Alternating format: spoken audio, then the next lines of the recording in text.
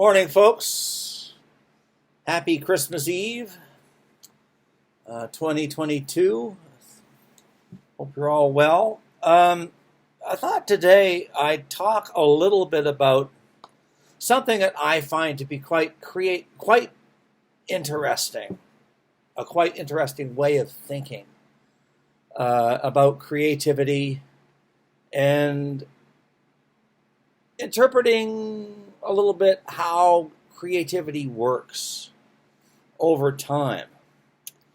And I want to do this by reading two poems.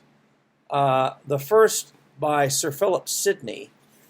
What were his dates? Well, at least he was born in 1554.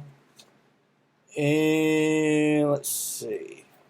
He was,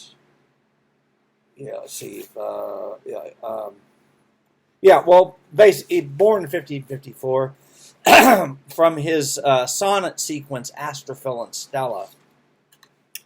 And then there's a much later poem by a man named Robert Hogan, which was published in this book, Fine Frenzy, a few years ago. And this is I don't think it's a sonnet sequence, but it's titled "After Sending Freshmen to Describe a Tree." And I want to read these, and then I want to talk a little bit about continuity and knowledge of models, and seeing how a poem written in the 16th century, and then considering that one from the 20th century. Connections. Okay, and I may stammer a little bit. I've enunciated a little bit, and I've practiced these once or twice, but I may well stammer, so please forgive me.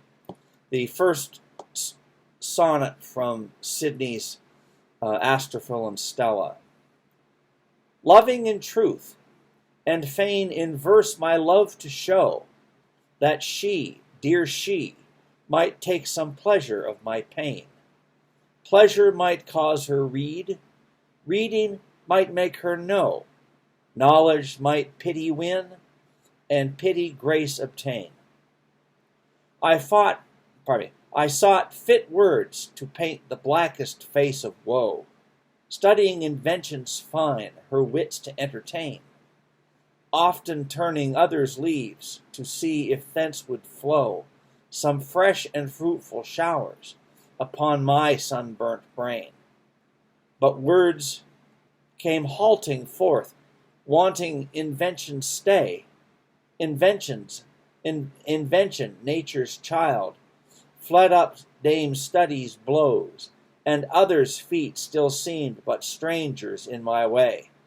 Thus great with child to speak, and helpless in my throes, biting my truant pen, beating myself for spite. Fool, said my muse to me, look in thy heart and write. Let me say that last line again. Fool, said my muse to me, look in thy heart and write.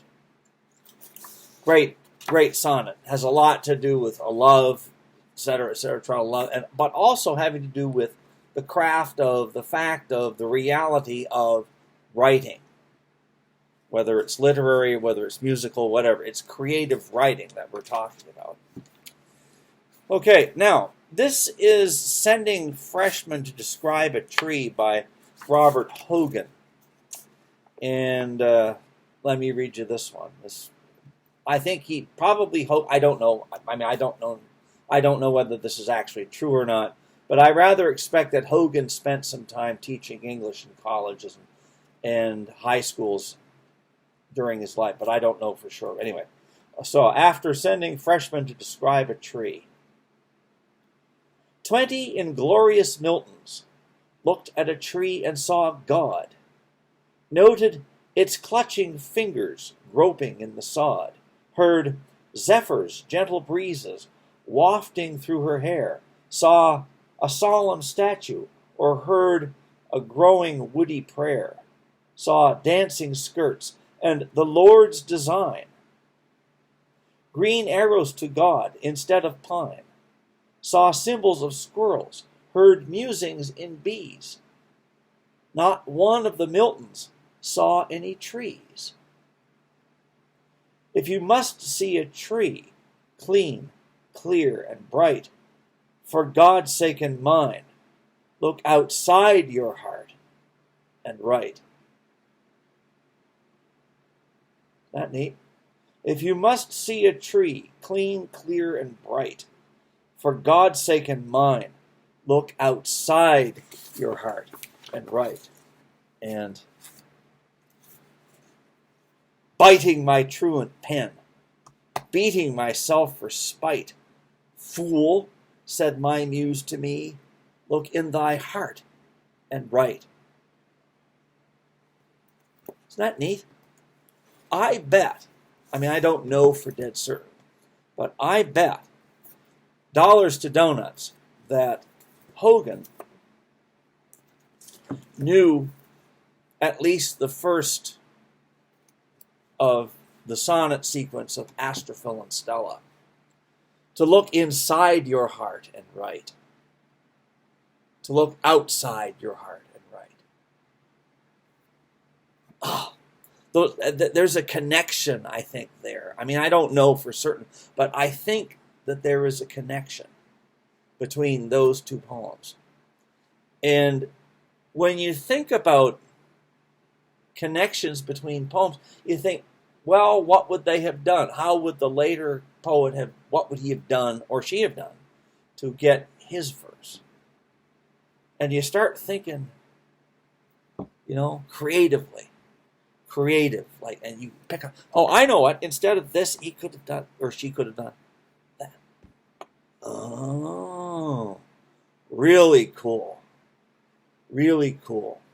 It's these connections over time between works of art, and for me particularly poetry and music, that gets the brain going and thinking to yourself, now, how can I take that same process and maybe incorporate that into my own creative work?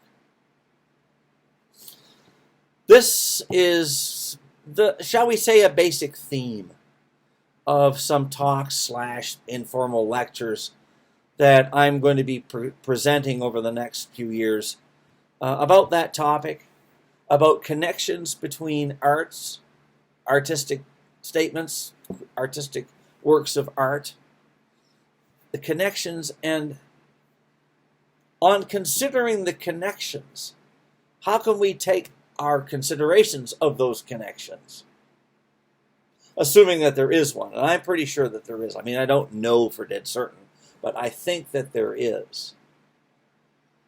How can we apply that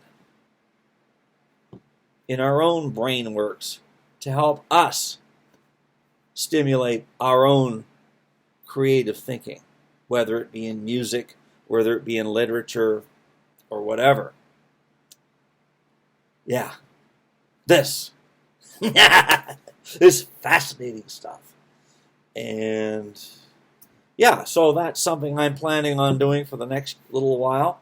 And I hope some of you at least will feel like coming along with me occasionally. Anyway, that's it for now. Merry Christmas, Happy Christmas Eve to you, Happy New Year, etc., etc. And we'll talk later.